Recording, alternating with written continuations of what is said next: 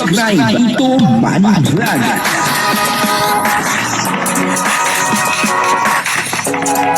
Payagan po si Tito Manny Vlog na mag-reactor para pambiling gamot sa kanya pong karamdaman. Carla na booking, po, talagang dito ay kitang-kita po na booking. Etong si Carla, may kasama po siyang lalaki dito sa loob ng sasakyan. Papanoorin po natin yung video at syempre alamin po natin kung ano po ang katotohanan dito. Totoo po ba yung balita na si Carla ay talagang merong boyfriend? Panoorin po natin yung video at syempre bibigyan po natin yan ng konting reaction. Pero bago po yan, ako muna po bumabati sa inyo lahat ng magandang umaga, magandang tanghali at magandang gabi. Sa inyong lahat mga kapatid, kung saan man kayo ng panig ng mundo naroon ngayon, ay mag-iingat kayo palagi at pagpalain kayo ng ating Panginoon. Maraming salamat din po sa patuloy na tumatangkilik sa aking YouTube channel at nanonood sa aking video reaction. Patuloy lang po natin suportahan sila Kuya Bal Santos Matubang, Kalingap Rob at Edna Vlog, Jack Tapia at yung mga kasama ko pong reactor sa Kalingap, ganun din po yung mga charity vlogger na Kalingap partner. Ito po yung video na kung saan si Carla ay talagang booking na booking. Meron pong kasamang lalaki sa loob ng sasakyan. At dito ay makikita po natin na baka ito ay kanyang boyfriend. Ang kabuuan po ng video ito ay mapapanood po natin sa YouTube channel ni Kalingap Jomar. Ito po yung video, panoorin po natin. Ay, Dali Philip.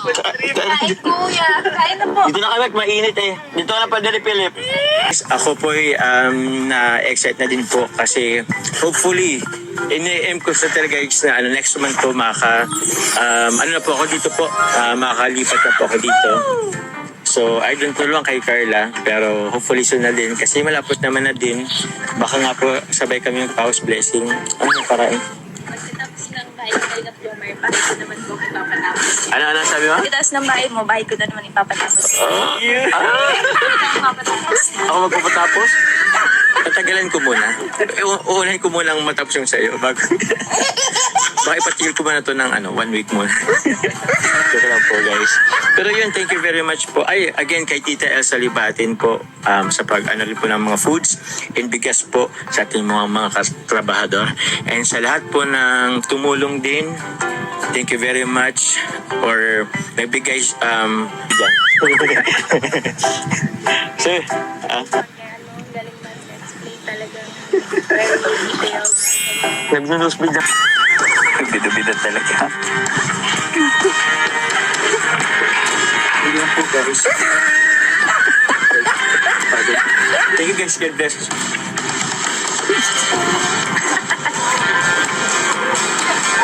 Ay, sa'yo, Risa, let's share. Ay, joke lang. Ibigay mo na yan. Ipapaabot na po kami. From Tita, next si Baby Yun. Rose, eto na. Baby Lucky. Bibi laki. Tita Rosemary Rafa.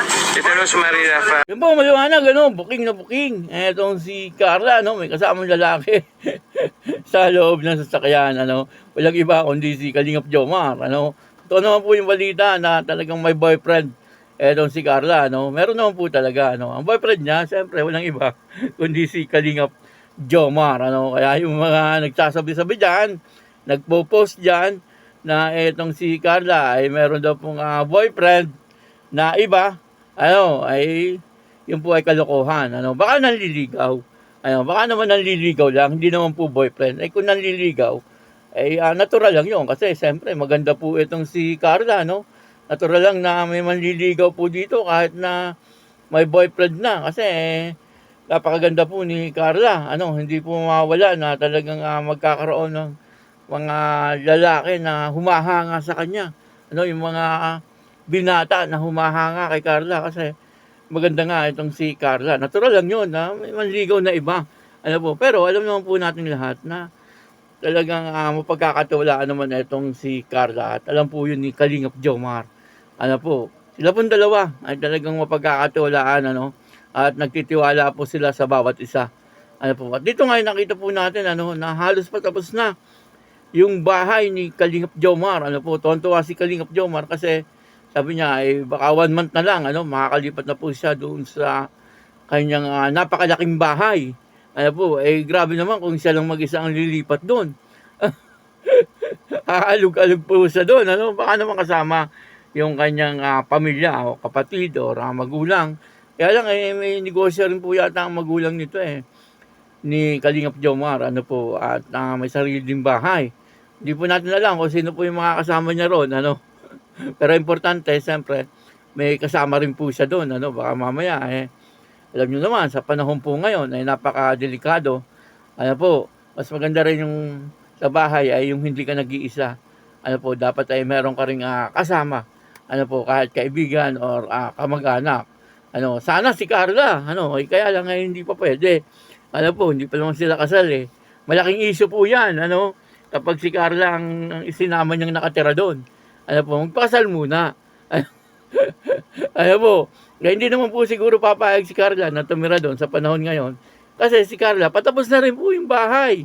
Grabe, at sabi nga po ni Kalingap Jomar, ay sabi nga daw po sila magpapablessing nung bahay, kung sakaling matapos na po itong kay Carla. Pero sa tingin ko, magpapang-abot po itong dalawang ito kasi halos patapos na rin po yung kay Carla Finishing na rin lang din yung kay Carla, po.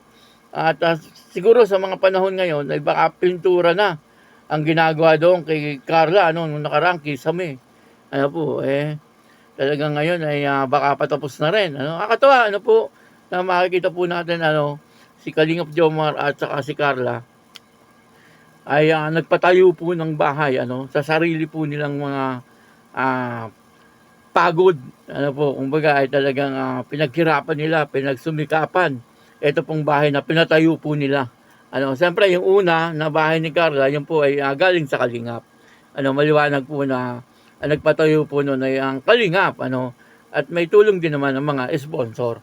Di naman po natin kinakailayan. Pero ngayon, ito pong pinapagawa ni Carla ay talagang galing po ito sa sarili niyang sikap.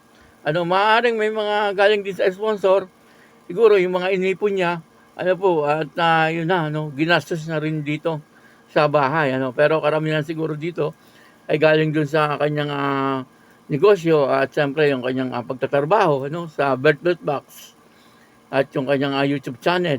Maaaring gano'n, po, alam naman po nating lahat na si Carla ay napaka-diskarte. Po, kaya nga grabe ang paghanga sa kanya ni Kalingap Jomar bukod sa maganda na, mabait, pagmahal sa pamilya, at siyempre mapagmahal din siguro kay Kalingap Jomar. Po, at grabe ang diskarte sa buhay. Yung po maganda, sa isang babae, yung talagang pagkakatiwalaan, po, madiskarte sa buhay, hindi po magugutom. Kahit iwan ng mag-isa, ay talagang hindi mamumulubi. Katulad po ni Carla, na lalo pong umaasenso ang buhay sa sarili niyang diskarte.